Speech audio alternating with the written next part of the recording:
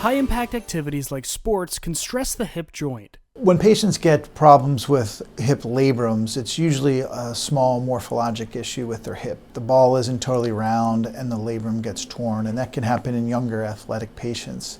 And they'll experience those pain in the groin, clicking and catching. If an MRI shows a tear, orthopedic surgeons like Dr. DeLuca can treat it with a hip arthroscopy. We go in with a camera into the hip joint and repair the labrum so it stops causing pain and problems. And then when we repair it, also change the morphology of the ball in the socket, so make it more round so that it eliminates that impingement or pinching on that labrum. The surgery is typically completed in an outpatient office, so patients go home the same day. It's a less invasive way to approach the hip rather than have to make big incisions with long recoveries.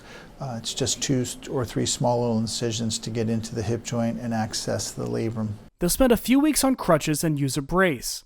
Physical therapy is extensive, but after a few months recovering, the majority of the patients can return to the same level of athletics afterwards, and the younger the patient is, the more likely they are to get back to that degree of athletics. But most patients will experience significant reduction of symptoms and hopefully enough reduction that they can get back to doing things they like to do. For Lee Health, I'm Devin Turk.